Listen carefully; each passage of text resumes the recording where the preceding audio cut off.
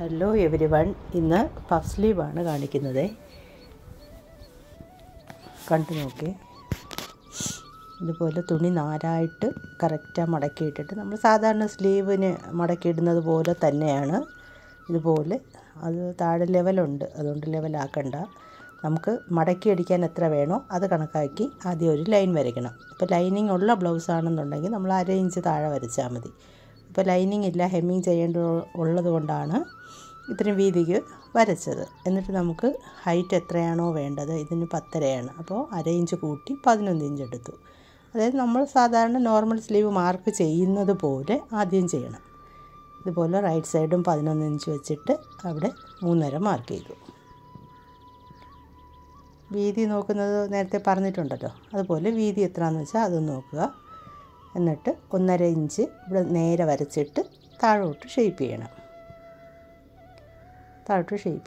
ഇത്രയും നമ്മൾ നോർമൽ സ്ലീവിന് ചെയ്തതുപോലെ ചെയ്തതിന് ശേഷം നമ്മൾ പഫിന് ഇപ്പോൾ കൂടുതൽ പഫാണ് വേണമെന്നുണ്ടെങ്കിൽ ഒരു 3-3.5 ഇഞ്ച് വരെ നമുക്ക് ചെയ്യാം.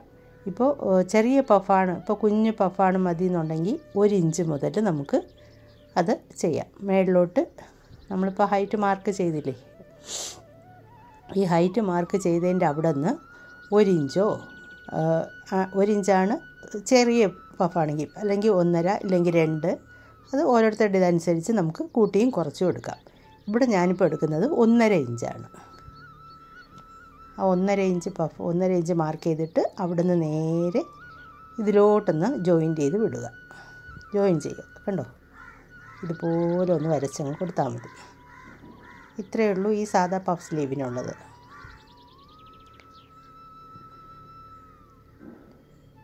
ഇങ്ങനെ വരച്ച് ഇങ്ങനെ എടുത്താൽ മതി. ഇനി ഇവിടെ ശകലം ചരിച്ചിട്ടാണ് വെട്ടുന്നത്. കാരണം എന്ന് വെച്ചാൽ അവിടെ വെച്ച് നമുക്ക് മടക്കി അടിക്കാനെന്ന് മനസ്സിലാവുമല്ലോ, അതിന് വേണ്ടിയിട്ടാണ്.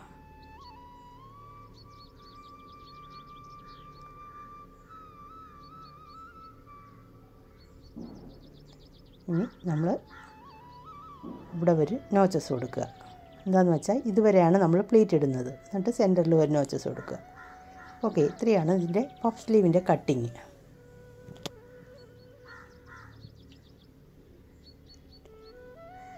ഇതിലിപ്പോൾ ഹെമ്മിങ് ചെയ്യുന്ന ബ്ലൗസ് ആയതുകൊണ്ട് തുമ്പ് വലിയ തയ്യലിട്ടാണ് താഴെ അടിക്കുന്നത്. അപ്പോൾ ഹെമ്മിങ് ചെയ്തതിന് ശേഷം അതങ്ങ് പിരിച്ച് കളഞ്ഞാൽ മതിയല്ലോ.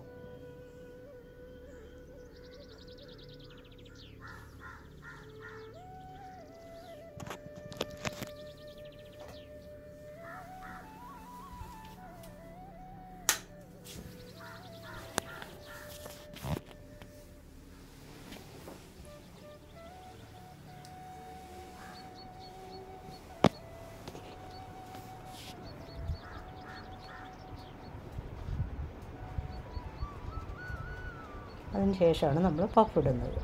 പഫിൽ 2 സൈഡ് നോച്ചസ് ഇട്ടിരിക്കുന്നത് കണ്ടോ, ആ നോച്ചസിൻ്റെ അവിടെ നിന്ന് ഇതുപോലെ ചെറിയ ചെറിയ ചുരുക്ക് സെൻറ്റർ വരെ ആദ്യം കൊടുക്കുക. എന്നിട്ട് ഈ സെൻറ്ററിൻ്റെ അവിടെ നിന്ന് നമ്മൾ തിരിച്ചങ്ങോട്ട് പ്ലീറ്റ് ഇടുക.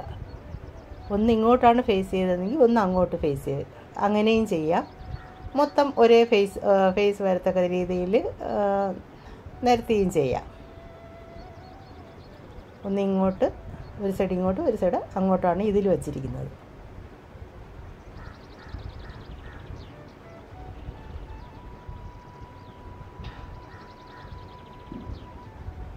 ഓക്കെ, ഇനി ബ്ലൗസിൽ ഷോൾഡർ ജോയിൻ ചെയ്യുന്നത് ഇതിൻ്റെ നേരെ സെൻറ്റർ നോക്കുക. പഫിൻ്റെ ആദ്യം അത് അവിടെ വെച്ചിട്ട് ഇനി തച്ച് കൊടുക്കുക.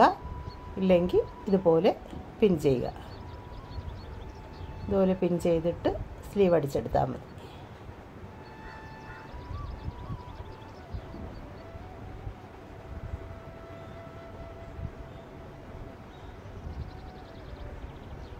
ഓക്കെ, ഇത്രയേ ഉള്ളൂ ഈ പഫിൻ്റെ കാര്യം. വളരെ എളുപ്പമാണ് ഇത് തയ്ക്കാനായിട്ട്.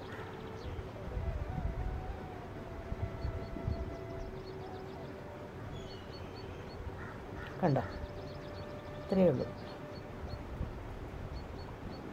Okay, thank you.